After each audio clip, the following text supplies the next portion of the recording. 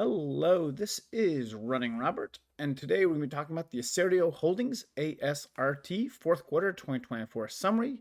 That quarterly report came out at the end of last week, so we are covering it today. Today is the 17th of March, 2025, and in this summary, we're going to be looking at the bullish and the bearish parts of the report. So I generally follow small cap pharma. I do games. I do a little bit of everything. So if you like what I'm doing, hey, please like and subscribe. It helps a lot, and thank you. Disclaimer is I bought shares under $1.10, sold them for a slight loss at 90, and have been on the sidelines waiting ever since. And we'll explain why I have that position. I'm an amateur investor, and any advice given should be followed by your due diligence, and information given is valid for today, the 17th of March. And the slideshow will not be updated, but as always, new news, new slideshow. So let's get into it. Quarter 4, 2024 reports. Okay, net product sales up 32 from 28. Pretty nice. Net loss was 10.7 million, but most of that was the loss of product, so amortization or writing down inventory and stuff like that. So it was more of a paper loss, not a true loss. The previous net loss was $3 million. We're probably expecting something simple. Now that was kind of verified that it was more of a paper loss by the end of quarter cash, which was 100 million up from 88.4. So net loss of 10 million, but they gained 12 million in cash. I like that strategy. So you can see it was mostly a paper exercise for what was going on. So there's 40 million in debt, but that's not due till September 2027. Rovidin sales stayed steady at around 15.4 million, up a little bit from 15. Indocin sales were 5.5, down from 5.7, which is again not bad. And Sapazin sales were steady around 2.5. Last year was 2.6, or last quarter was 2.6. And the 2024 sales forecast was set between 115 million and 125. They ended up hitting sales of 124 million. So that pretty good forecasting. Not for sure. They're going to hit right at the top end of the range. The 2025 forecast is a little disappointing. So it's 108 million to 123 million, which of course is down from the 124 million in sales in 2024. Now, we're looking at total costs. So total costs for 2024 were about 150 million. However, 30 of that, again, was that Las Fasos, the amortization.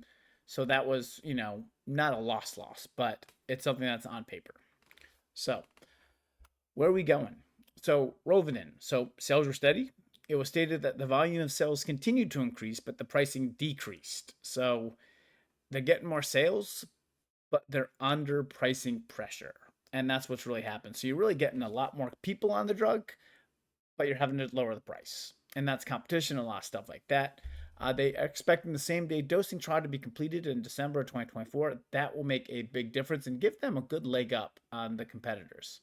They are predicting lower sales in quarter 1 compared to quarter 4, 2024. That is something that we do see regularly in the pharma industry. When you get to January, insurances change, all that kind of stuff is getting in there. And so we do see that most times quarter 4s are higher than quarter 1s, but not necessarily the case. But they said that they predict quarter 1 would be lower, but quarter 2 will be higher. So that's kind of what we normally see. But we do need the stock to start producing better sales and profits as we continue to lose Indocin sales. And speaking of Indocin, sales were steady. Obviously, this suffers from having a generic on the market. This was their big drug.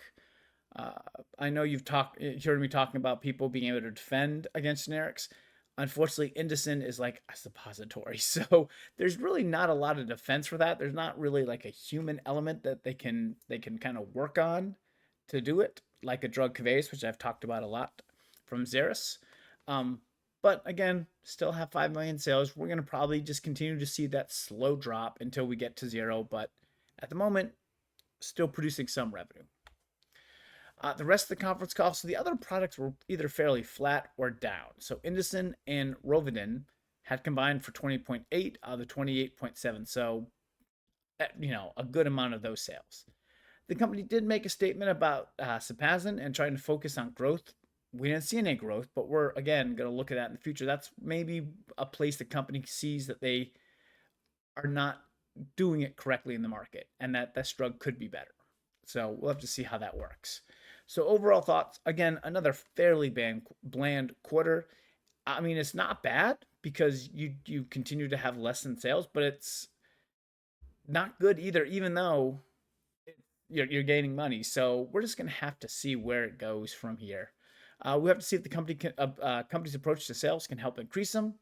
And of course, we're going to be looking for better sales of the products. Now, I'm in this I'm in this not drug, this company because market cap of 70 million. So this keeps me in. I'm not in the stock at the moment, but invested in the stock.